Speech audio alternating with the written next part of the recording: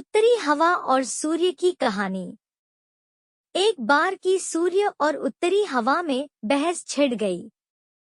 उत्तरी वायु घमंडी और जिद्दी प्रवृत्ति की थी।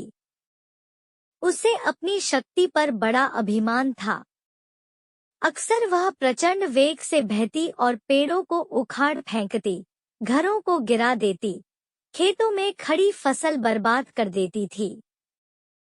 उसमें उपस्थित आर्द्रता झीलों और नदियों के पानी को जमा देती थी।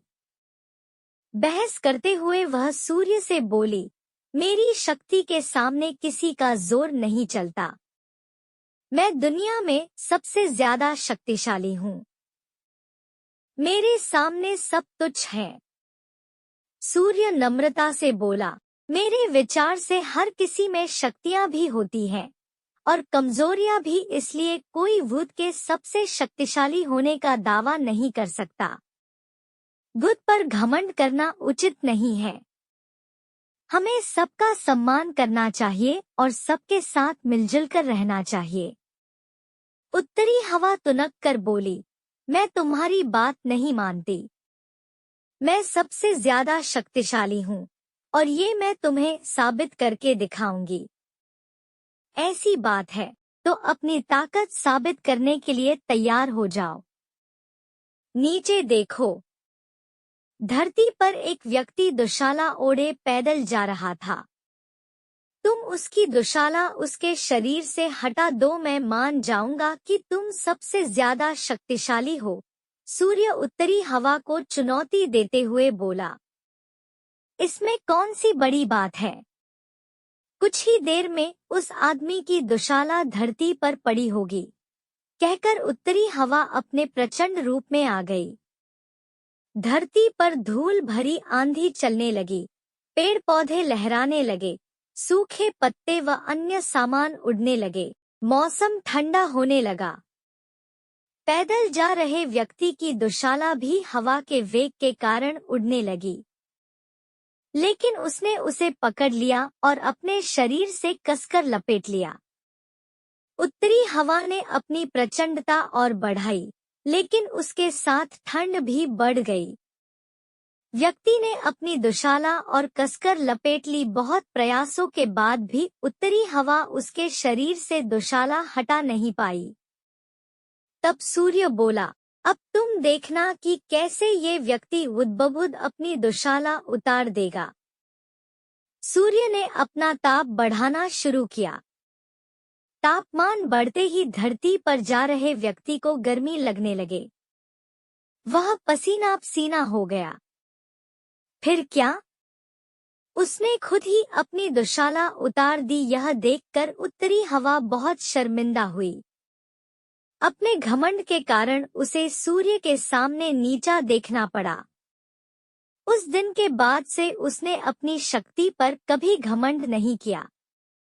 सीख: घमंडी का सिर नीचा होता है। बिल्ली के गले में घंटी कहानी। एक शहर में एक बहुत बड़ा मकान था।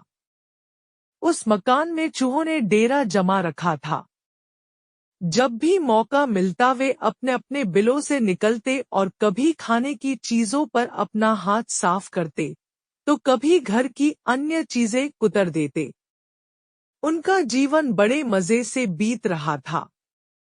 इधर मकान मालिक चूहों से तंग आ चुका था, इसलिए वह एक बड़ी सी बिल्ली ले आया। अब वह बिल्ली उसी घर में रहने लगी। बिल्ली के आने से चूहों का जीना हराम हो गया। जो भी चूहा बिल से निकलता वह उसे चट कर जाती। चूहों का बिलों से निकलना मुहाल हो गया। वे दहशत के माहौल में जीने लगे। बिल्ली उनके लिए एक बहुत बड़ी समस्या बन गई थी। समस्या से निजात पाने का उपाय निकालने के लिए एक दिन चूहों की सभा बुलाई गई। सभा में सभी चूहे उपस्थित हुए।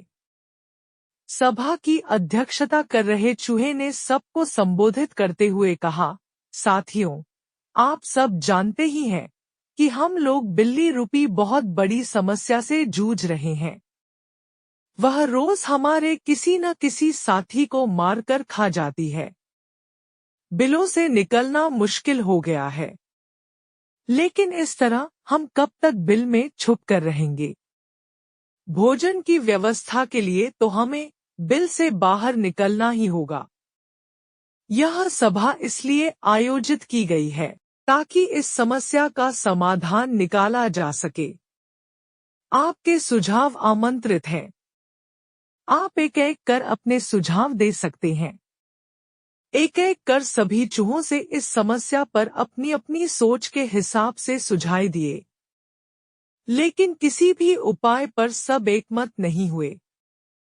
तब अंत में एक चूहा उठा और चहकते हुए बोला, मेरी दिमाग में अभी अभी एक बहुत ही बढ़िया उपाय आया है। क्यों न हम बिल्ली के गले में एक घंटी बांध दें? इस तरह बिल्ली जब भी आसपास होगी, उस घंटी की आवाज से हमें पता चल जाएगा और हम वहां से भाग जाएंगे। कहो कैसा लगा उपाय? सारे चूहों को ये उपाय बहुत पसंद आया। वे खुशी में नाचने और झूमने लगे, मानो उनकी समस्या का अंत हो गया हो। तभी एक बूढ़ा और अनुभवी चूहा खड़ा हुआ और बोला, मूर्खों, नाचना गाना बंद करो और जरा ये तो बताओ कि बिल्ली के गले में घंटी कौन बांधेगा? ये सुनना था कि चूहों का नाचना गाना बंद हो गया। बिल्ली के गले में घंटी बांधना अपनी जान से हाथ धोना था। कोई इसके लिए तैयार नहीं हुआ। सभा में शांति छा गई थी। तभी इस शांति को चीरते हुए बिल्ली के कदमों की आहट सबके कानों में पड़ी और फिर क्या था? सब सिर पर पैर रखकर अपने अपने बिलों की ओर भाग खड़े हुए। सीख: योजना बनाने का कोई औचित्य नहीं, यदि उसे लागू न किया जा सके।